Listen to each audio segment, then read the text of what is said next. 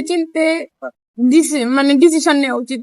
হঠকারিতা বা আবেগ এইগুলা দিয়ে জীবন চলে না, বাস্তবতা মিলাইয়া পরে সিদ্ধান্ত নেওয়া উচিত। সুগার ড্যাডি যে খারাপ বা বয়সে বড় কাউকে বিয়ে করে যে সুখী হওয়া যায় না, এটা ভুল ভাইয়া। কারণ কি আমি মনে করি যে মানে টম অ্যান্ড মিষ্টি যে আপু মানে বিবাহিত দাম্পত্য জীবন, অ্যান্ড বিবাহিত আপুর যে ম্যারিড লাইফ ছিলেন, তো ওনারা তো হ্যাপি ছিলেন আলহামদুলিল্লাহ। তো সবার লাইফ তো এক না, সবাই তো আর ঠকানোর জন্য কারো হাত ধরে না।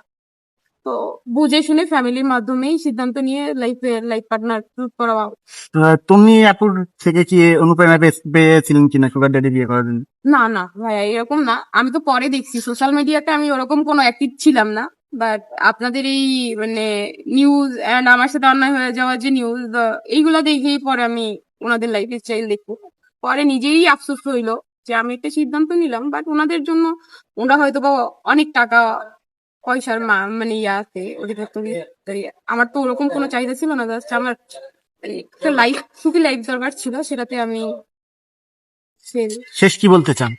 বা কিছু বলার নাই। আমি চাইতেছি শুধু আমার সাথে যে অন্যায়টা হয়েছে আর এই যে টাকা অ্যান্ড পাওয়ারের যে মানে প্রভাবটা আমাদের রিলেশনশিপে, আমি জানি যে আতিক হয়তো বা কোনো না কোনো পেশা চাপে পড়ছে। কারণ আমি যে কয়বারই ধরেন ওনার সাথে যোগাযোগ করার চেষ্টা করছি, উনি আমার সাথে যোগাযোগ করে নাই। থানাতেও ওনার ভূমিকা ছিল নীরব। মানে এই পর্যন্ত থানা ডিসি অফিস যেখানে ওনার সাথে আমার মিট হয়েছে 7-8 দিনের মতো আমাদের এই বিষয়টা নিয়ে, তো 7-8 দিনের মধ্যে উনারই ভূমিকা ছিল নীরব। আর ওই যে বললাম যে উনার ভাইরা ভাই অ্যাডভোকেট আরিফুজ্জামান সাহান অ্যান্ড উনার মামা শ্বশুর এমপি, এইগুলাই ছিল আমাকে প্রশ্নবিদ্ধ করার মতো দাঁড়ানো। তাছাড়া উনি আমাকে কোনো প্রশ্ন করে নাই।